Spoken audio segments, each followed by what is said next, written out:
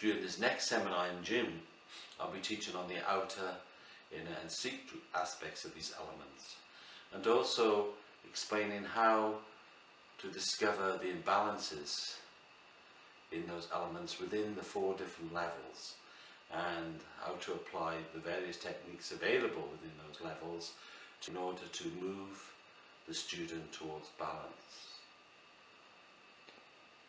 When you speak about elements, what is it? What do you mean? In ancient terms, we always say earth, water, fire, air and space. In modern parlance, we say density, motility, cohesion, temperature and space. But really, when we're talking about the 5 elements, they relate to how we are individually. You know, for instance, whether we are grounded or rooted.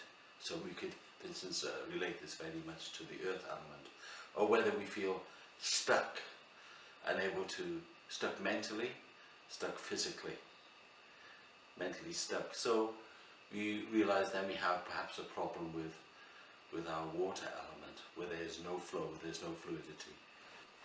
For instance, some people, for instance, have a problem with their wind element, and this can manifest as having too many thoughts, to the point that perhaps they can't even sleep, or they can't think clearly because there's just too much happening in their heads. And this could be related to diet, it could be related to their life situation and circumstances, or just simply because people are not present and aware enough even to notice what is actually going on in their lives and around them. So through this weekend we will touch on all these points and help the student to discover within themselves the causes and how to begin to bring themselves towards a state of balance and clarity.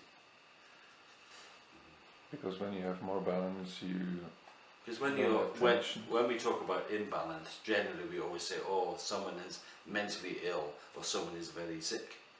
But between these extremes, there are smaller levels of imbalance that sometimes we don't notice because we are so caught up in our thoughts, so caught up in our habit patterns, that we become completely unaware of what is actually truly happening in themselves.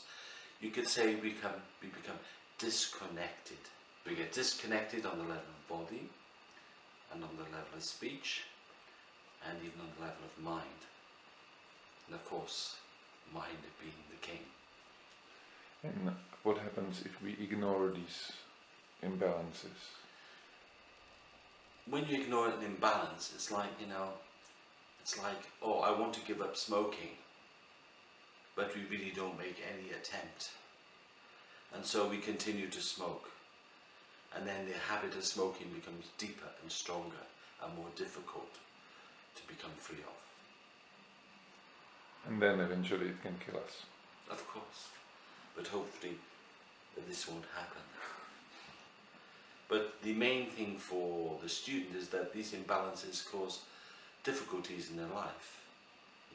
For instance, if you say stress, anxiety, depression, and minor, maybe even minor or major situations in health, or mental and emotional imbalance.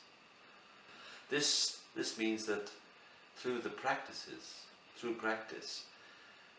the student is able to bring themselves back to a state of wholeness, a state of mental and physical health. To reconnect with ourselves. This is what we call reconnecting. Actually, the real reconnection is the moment when we notice we have the problem, and then we're beginning to work with that problem, to free ourselves from that problem. How would you describe this state of balance? Well, one of my great teachers, Sergei Rinpoche, the author of the Tibetan Book of Living and Dying, used to call the state of balance feeling good in your own skin.